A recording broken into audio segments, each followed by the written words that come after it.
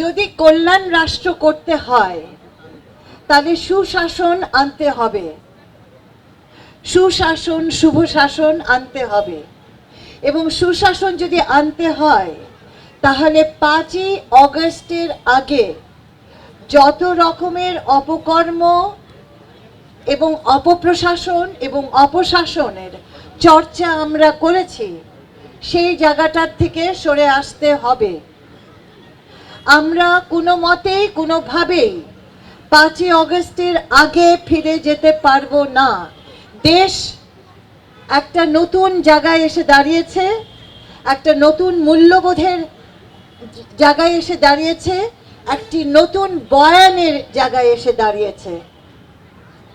এবং সেই জায়গাটিতে এখানে যারা আমাদের সরকারের লোকজনরা যারা আছি, আমরা আমাদের অফিসিয়ালরা আছে, আমাদের কর্মচারীরা সকলে আমরা আছি, তাদেরকে বলছি যে সংগঠনগুলো আমাদের সাথে কাজ করে থাকেন তাদেরকে বলছি আমরা ডেমোক্রেসির চাইতেও বেশি মূল্যবান মনে করছি মেরিটোক্রেসি। যদি মেধা স্থাপন না করা যায় তাহলে গণতন্ত্র স্থাপন হবে না, এমনকি আমরা একটি সুন্দর রাষ্ট্র গড়ে তুলতে পারবো না। এবং মেধাকে যদি প্রাধান্য দিতে হয় তাহলে সব রকমের অনিয়ম অন্যায় দুর্নীতিকে বর্জন করতে হবে।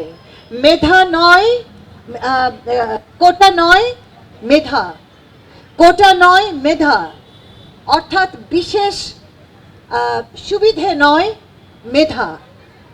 এবং তাই যদি এই একটি কথা বলে আমাদের ছেলেমেয়েরা বাচ্চারা প্রাণ ঢেলে দিয়েছে, প্রাণ বিসর্জন দিয়েছে। মনে রাখতে হবে মেধা ছাড়া আমরা চলতে পারবো না, এবং মেধা ছাড়া আমরা চলেছি কিন্তু মেধা ছাড়া আমরা দেশ গড়তে পারবো না।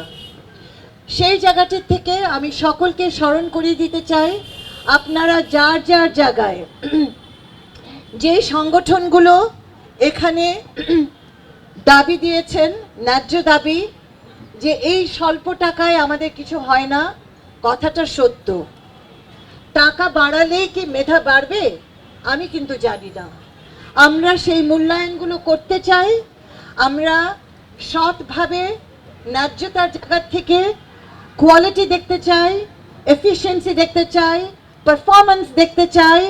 সেটার ভিত্তিতে উন্নতি হোক, পুরস্কার হোক, প্রমোশন হোক, আমি আরও উঁচু জায়গায় পদার্পণ করি, সেটা হবে মেধার ভিত্তিতে, পারফরম্যান্সের ভিত্তিতে।